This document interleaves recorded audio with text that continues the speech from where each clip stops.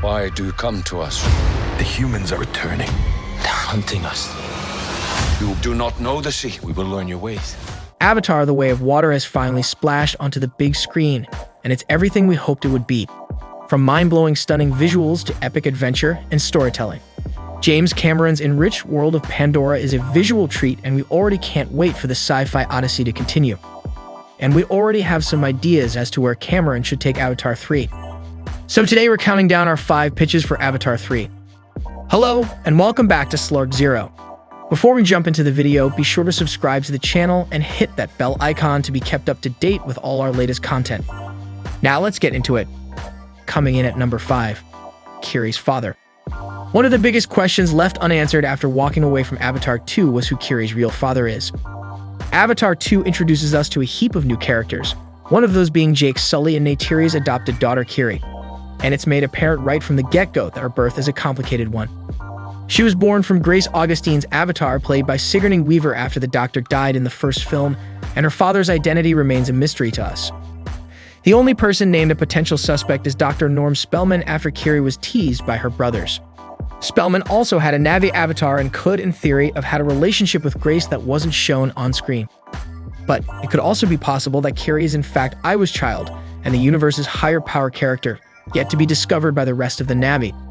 With Grace's special connection that she had with Iwa, alongside Kiri's miracle birth and mysterious abilities to communicate with the living flora and beings of Pandora, it's possible the All-Mother Iwa has played a key part in her birth.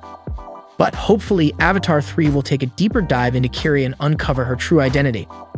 Number 4. Forbidden Love Story.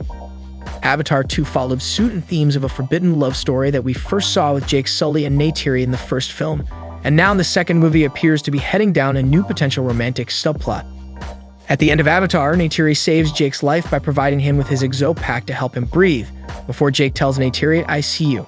This is mirrored in Avatar: The Way of Water, as daughter of the Metkayina chief Saira says this line to Jake and Neytiri's son Locke, hinting at romance between the two. Although at the end of the movie, we see the chief of the Metkayina tribe accept Sully and his Na'vi tribe into theirs. So this subplot may not act as a forbidden love, but in fact a driving force for the younger members of the tribe to come together and fight for their people once again in the third film. But we definitely want to see this love story develop further. Number 3. Spider's Confession. During the final arc of Avatar: The Way of Water, after an epic showdown, it appears that Jake Sully has finally defeated the villainous Quaritch after strangling him underwater, leaving his body to sink to the bottom of the ocean. But it doesn't look like that will be the last we see of Quaritch. After the wounded colonel falls below the ocean, Spider finds his body and reluctantly rescues him. Before Quaritch leaves on his Banshee, he asks Spider to join him, but he refuses and returns to the Sullys without revealing his betrayal.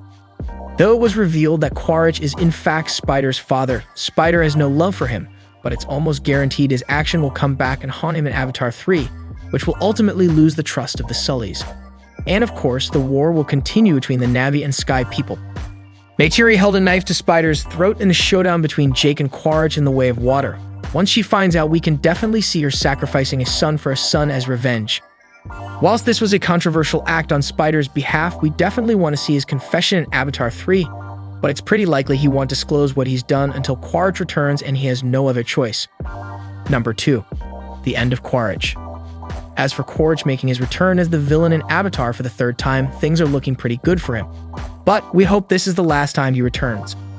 In the first movie, we see Neytiri kill him with an arrow to the heart, and the beginning of The Way of Water, we see that his memories have been transferred into an avatar, which is called a recombinant, although he has no memory of what happened to him after he left for his final fight as the Na'vi at the end of Avatar. Though he is filled with rage against Jake Sully and the Na'vi and makes it his #1 priority to hunt them down, which he can easily do now in his Na'vi body paired with his military background. And although he's failed twice, if not more, across the 2 films to take Jake and Neytiri down, there's a chance he will return, but perhaps not as the main villain. Following the events of The Way of Water, it would be an interesting concept to see Spider turn on the Na'vi and embrace being his father's son and leading what he stood for. Spider seemed terrified of Neytiri as she killed his father's men aboard the ship prior to Jake and Quaritch's showdown. So there's definitely a chance we could see him turn to the opposite side. And coming in at number 1, Tulkun Battle. Avatar: The Way of Water introduces us to a whole range of fantastic and stunning computer-generated creatures across the ocean land of Metkayina. And as visually stunning as all these creatures are, there's one that holds great significance to the story: the Tulkuns. These whale-like creatures are described by Avatar producer John Landau as sentient species and as intelligent in their own way as the Na'vi are in theirs. These magnificent creatures roam the seas and have a special bond with the Na'vi people, with the story acting as a metaphor to anti-poaching, as the Sky people hunting them for their valuable bile. Payakan is the main Tulkun in the story, an outcast who is shunned from the others for killing in the past, who then befriends Locke after saving his life. The Tulkuns live in a pacifist society, and the Mekena, who see them as siblings, follow suit, with both parties collectively shunning any who have broken that rule, even if the killing was done out of self-defense. Even when the hunters go after the massive animals, they do not fight back. Payakan is the only one who breaks this mold, fighting alongside the Na'vi to take down the hunters and helping save Jake Sully's family by the end. So it would make sense that Avatar 3 saw the Tulkun continue to break this mold and fight alongside the Na'vi to help them and also save their homeland. Not to mention, this would be a great roundup for Payakan's story if we were to see him deserve the acceptance he deserves from his clan and lead them into battle.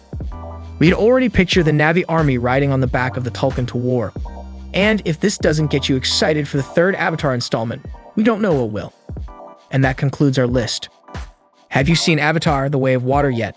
Let us know your thoughts on the movie in the comments below, and also any ideas you have for Avatar 3.